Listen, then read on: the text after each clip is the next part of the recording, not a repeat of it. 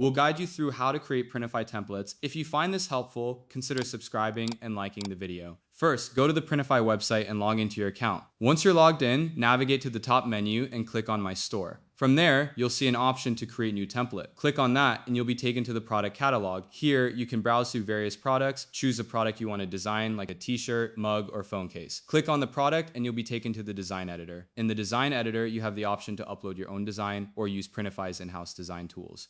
If you're uploading your own design, click on Add Design. Select the file from your computer and adjust it on the product using the drag and drop feature. Make sure the design fits well within the print area. You can resize or reposition it as needed. If you're using Printify's design tools, explore the available options like text, clip art, and shapes to customize your product. Once you're satisfied with your design, click Save Template. You'll be prompted to give your template a name, so pick something descriptive that will help you identify it later. After saving, you'll find your new template under My Templates in the My Store section. This allows you to easily replicate your design on different products in the future or make quick edits. It's a great way to streamline your workflow and keep your designs organized. Don't forget to subscribe and comment if this helped you out.